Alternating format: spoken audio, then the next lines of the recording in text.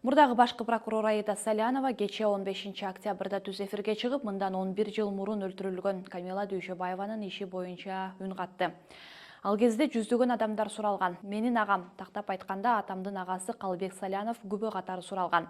Маркум кыз агамдын ишине жумуш издеп келген экен. Ошондой жагдайда агамдын телефону ал кыздын телефонунда сакталып калган. Ошол аркылуу милиция агама чыкса керек. Кыз 2014-жылы каза болуп жатат. Ал кезде мен башкы прокурор болчумун. Тергөөгө аралашкан эмесмин. Тергөө көз карандысыз жүрүп жатты. 2015-жылы депутат болдум. Ал жерде ачык оппозиция деле. 2016-жылы саясий иш козголгон. 9 жылдан кийин быйыл акталдым. 2017-жылы агамдын үстүнөн иш козгошту. Кыз 2014-жылы каза болуп жатса, 3 жылдан кийин иш козгошкон. Адам өлтүрүү беренеси менен козгой алышкан эмес. Себеби далил жок болчу.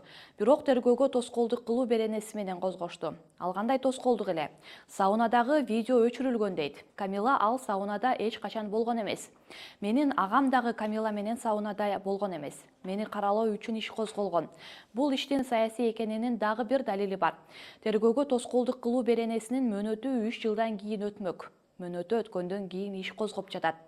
Бул каралоо үчүн болгон. Анда эмнеге агам чыгып кеткен? Туугандар, ойлонуп көрсөңөр.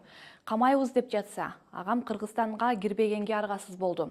Кийин Америкага кеткенге туура келди. Эч бир тоскоолдук болгон эмес. Видео өчүрүлдү дешкен. Иликтөө болду. Саунанын ээси менен биргеликте өчүрдү дешти.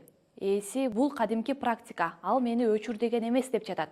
Андан бери 8 жыл өттү. Ушул убакыттын ичинде зөөкүр арабызда жүрөт деп айтып келе жаттым.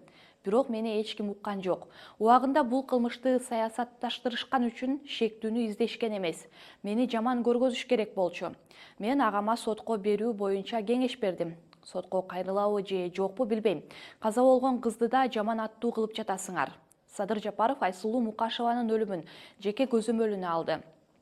Башка өлтүрүүлөр да ачыкталды. 8 жыл бою киши өлтүргөн деген шек менен жашап жүргөн адам, анын үй бүлөсү канчалык моралдык жактан жабыркады. Бул иш АКШда да каралган. Саясий өңүттө болгон деп чечим чыгарган, деди ал.